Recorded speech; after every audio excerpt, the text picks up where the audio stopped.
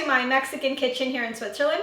The recipe for today is this super delicious side dish made with sweet potatoes. It's going to be oven baked sweet potatoes, so it's really healthy.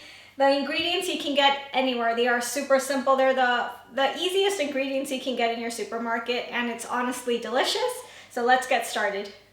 The ingredients you need to make your oven sweet potatoes are 4 sweet potatoes, 2 tablespoons of olive oil, half a teaspoon of chipotle powder, half a teaspoon of black pepper, half a teaspoon of garlic powder, half a teaspoon of onion powder, half a teaspoon of dry parsley, half a teaspoon of dry dill, half a teaspoon of paprika. It can be sweet or spicy, whichever one you like, 1 tablespoon of sea salt or salt to your liking, and a pinch of cumin.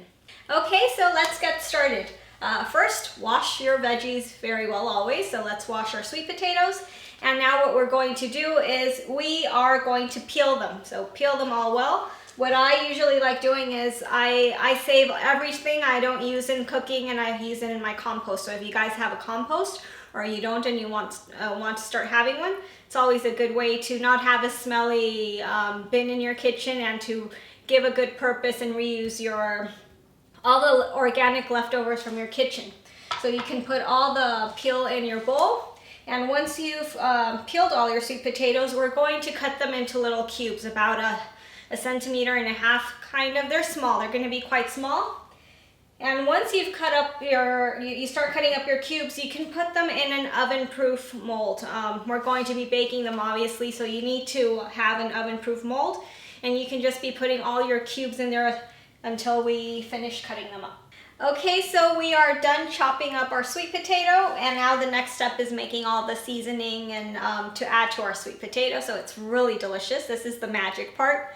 So what we're going to do is you need a little bowl, and in here we're going to add our onion, our garlic, our pepper, our dill, our cumin, the parsley, the chipotle, the paprika, the salt, and last but not least, we're going to add our olive oil. We're going to mix it well together. You can use a little fork or anything, a spoon, whatever you want, just mix it well. And if you have a tiny spatula, I recommend using one so that you can really scrape out everything from that bowl and pour it over your sweet potato.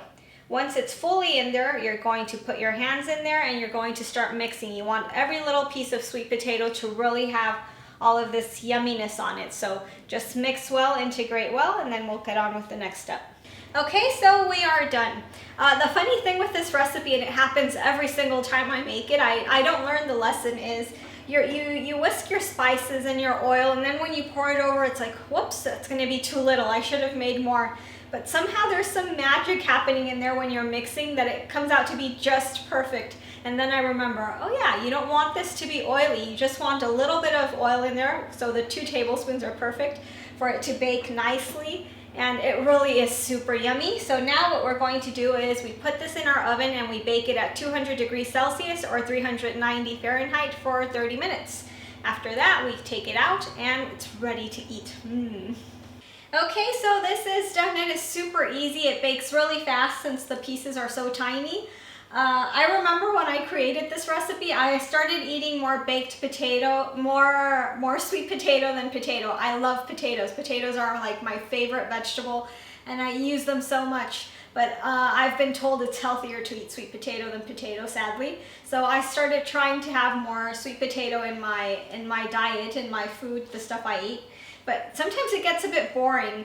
And usually when you try new recipes, you often have to buy spices, and then you just end up with a drawer full of spices and you don't use them. So one day I was just like smelling everything, and let's see what comes up with what I mix. And it turned out really nice. I had all these scribbles on a notebook, and usually it's easy when you do recipes like this that it's just a bunch of herbs that you use the exact same amount unless it's a really strong spice, so that it's easy to remember and it's easy to do, and it makes cooking so much more simple. The only 2 spices that I would suggest that you could either put more or put less would be the cumin and the chipotle, which are the really strong tasting ones.